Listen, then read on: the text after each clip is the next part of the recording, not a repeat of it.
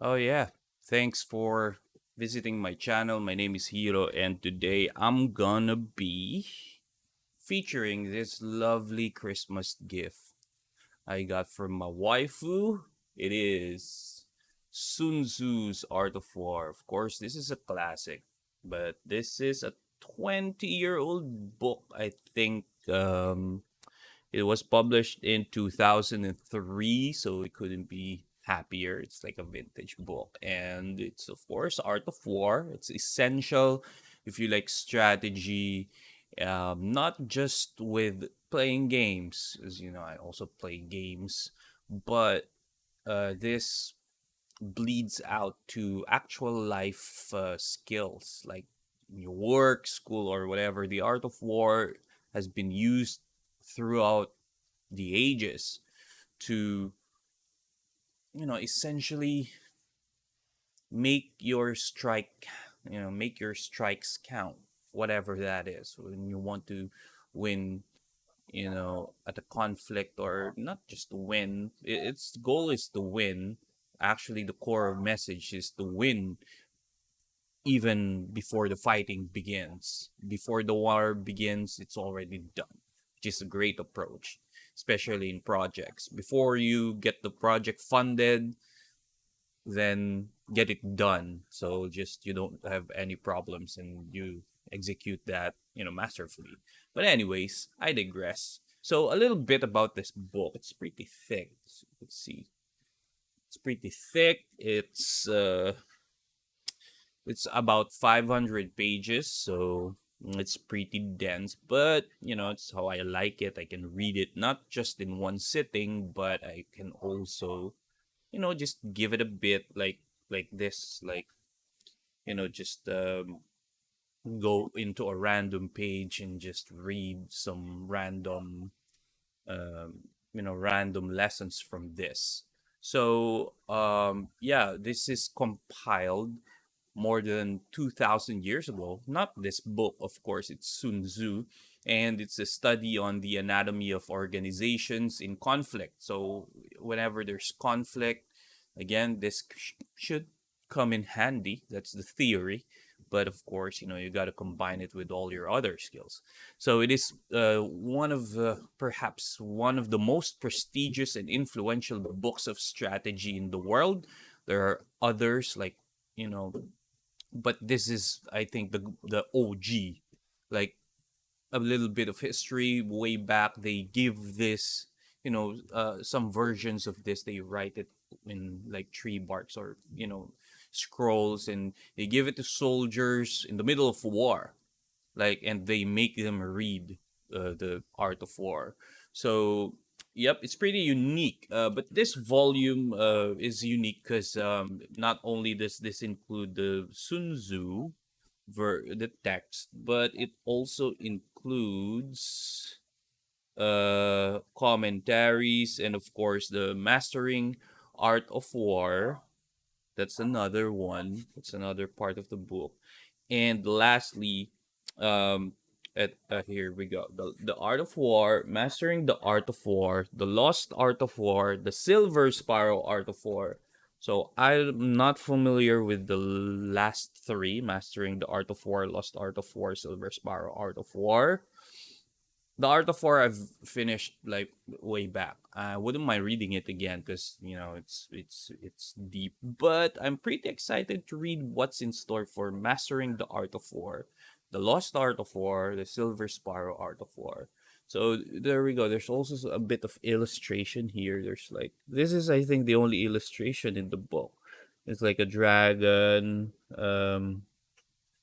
like floating. I don't know. It's black. It's in black and white, but it looks like a dragon, which is, the ultimate predator, the dragon, the ultimate species.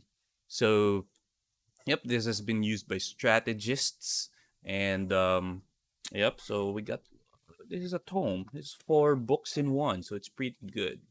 And for a Christmas gift, I don't know if I'll be able to finish this all throughout Christmas, but maybe not, maybe not. I wouldn't dare, even, because this is, as much as it's fun reading thick books like this, I got to understand it so I could apply it more deeply in my, everyday doings. So, this edition includes the classic collection of commentaries by 11 interpreters, and that's the art of war. Mastering the art of war consists of essays by two prominent statesmen generals of Han Dynasty China. I'm gonna butcher the pronunciation, but let me know how to pronounce it in the comments or show me how. It says here Zhu Liang and Liu Ji. This book develops the strategies of Sun Tzu's classic into a complete handbook of organization and leadership. It draws on episodes from Chinese history to show in concrete terms the proper use of Sun Tzu's principles. So that's the Mastering the Art of War. All right. The Lost Art of War, the other book, written more than 100 years after Sun Tzu's text by Sun Bin, a linear descendant of Sun Tzu. This classic of political and military strategy is faithful to the principles of the art of war while developing their practical application much further. And lastly, the Silver Sparrow Art of War says here, a version of Sun Tzu's Art of War based on a manuscript of the classic text discovered at a Chinese archaeological site in China's Shandong province in 1972, which contains previously unknown fragments. Oh, lost lessons, maybe. Either, yeah, it's pretty exciting. I'm pretty curious about that. The Silver Sparrow Art of War. So that's it. You got four books in one. This is really, I'm really happy with this Christmas gift I got this year, of course.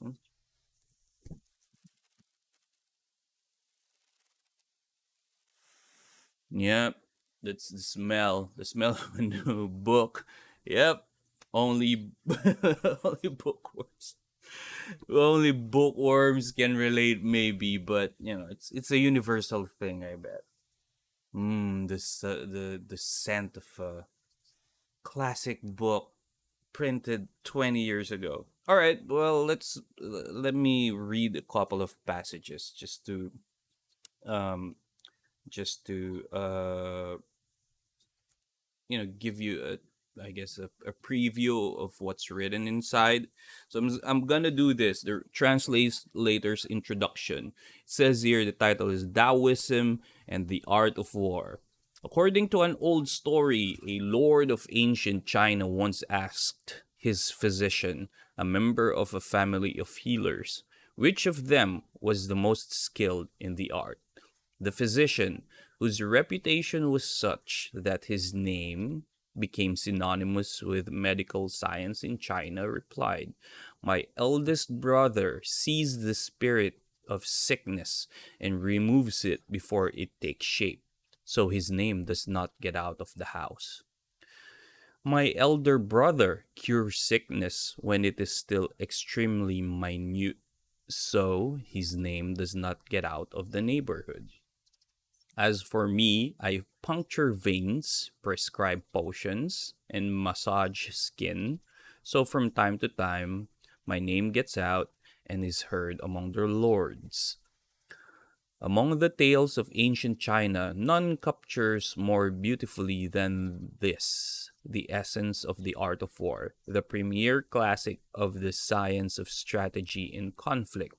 A Ming Dynasty critic writes of this little tale of the physician. What is essential for leaders, generals, and ministers in running countries and governing armies is no more than this. The healing arts and the martial arts may be a world apart in ordinary usage, but they are parallel in several senses, in recognizing, as the story says, that the less needed, the better, in the sense that both involve strategy in dealing with disharmony, and in the sense that in both knowledge of the problem is key to the solution. As in the story of the ancient healers in Sun Tzu's philosophy, the peak efficiency, the peak efficiency of knowledge and strategy is to make conflict altogether unnecessary. To overcome others' armies without fighting is the best of skills. And like the story of the healers, Sun Tzu explains there are all grades of martial arts. The superior militarist foils enemies' plots. Next best is to ruin their alliances. Next, after that, is to attack their armed forces. Worst is to besiege their cities. There's some notes here. There's a note. Note again the similarity of Sun Tzu's advice to medical wisdom. To foil the enemy's plots is like keeping healthy so as to be resistant to disease, very timely. To ruin their alliances is like avoiding contagion.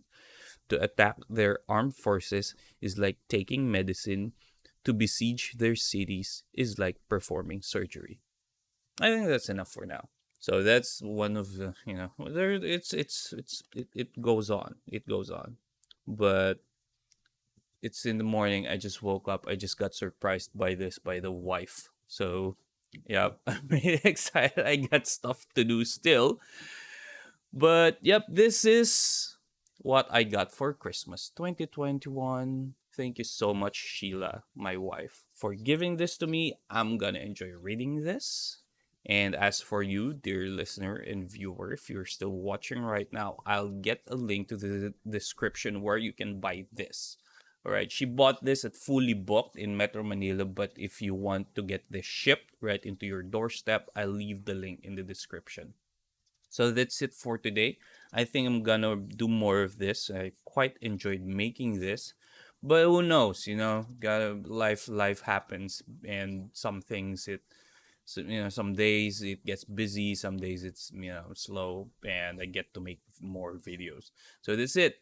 Thanks for listening, and keep on reading, and you know knowledge is power, and with great power comes great responsibility. Merry Christmas, everyone. I think this will be the last video of 2021. And see you on the next video. Cheers.